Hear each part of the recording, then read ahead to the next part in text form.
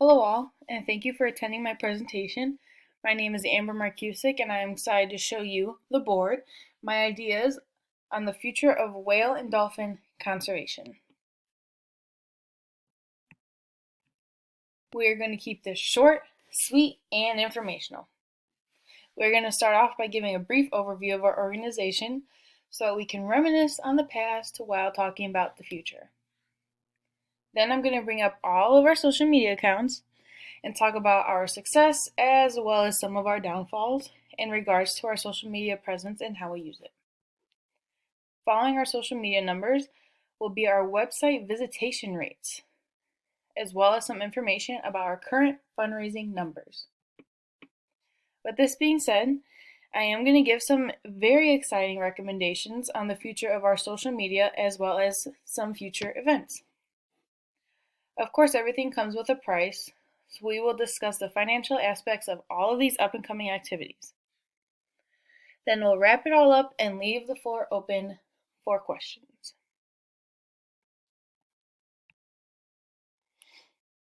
As we know, our beloved organization has been around for 34 years now. In 2017, we hit our 30-year milestone, and we have so many more years to come. We continue to strive for improvements around the globe, especially when it comes to our 4 goals: ending captivity, putting a stop to whaling, preventing deaths in fishing gear, and lastly, creating healthy seas. Of course, a lot of progress has been made in regards to these 4 goals, and we want to brag about it on our social media. The 3 social media accounts I'm going to be focusing on are Facebook, Instagram, and Twitter. Our social media hierarchy begins with Facebook, where we have 306,000 followers. Twitter, we have 59.8 thousand followers, and on Instagram, we have 33.5 thousand followers. On a side note, we have 13,000 followers on LinkedIn, and on YouTube, we have 4.34 thousand followers. Unfortunately, we are not verified on any of these social media platforms. In the past 2 years, the number of attendees has decreased at fundraising events. In 2017, our organization had 58,580 people at fundraising events, but in 2018, there were only 3,569 and 10,387 in 2019. The number of website visitors has also decreased in the past 2 years. In 2017, there were 130,956 visitors, but 108,687 in 2018. There was a slight increase in 2019 with 121,768 visitors.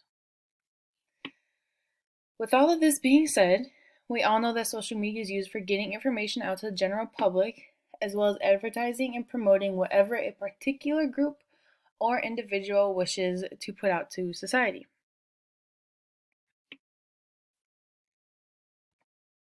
With this being said, let's start a podcast. On this side, you'll see a handful of podcast platforms, including iHeart Podcast Network, Pocket Cast, Castbox, Google Podcasts, Apple Podcasts, and Spotify. There are a lot more platforms you can use to record a podcast, but these are just some of the ones I wanted to mention because they are some of the more popular.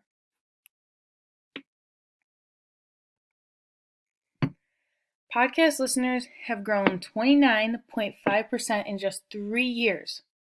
A lot of this does have to do with the coronavirus pandemic and people feeling the need to find a new source of entertainment. So there was podcasts.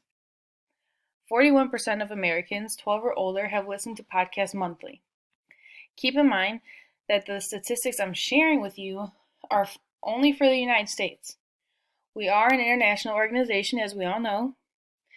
If each area that we have offices in started a podcast, imagine what our numbers could be like. Now here's the good news. Starting up a podcast is very low cost. We clearly want the best of the best for our organization, so we would clearly want the same for our podcast. The equipment cost ranges between $500 to $1,000. Equipment we would need are a laptop, microphone, camera, noise canceling headphones, like my friend over here is wearing, and podcast recording, as well as editing software. There is also hosting and software subscriptions that we would need to acquire, and these range from $30 to $50 per month. It is also recommended to host the podcast in a noise-canceling room, but we can turn any open office into a space that could work, and if we really, really need to, we can rent out an office space elsewhere.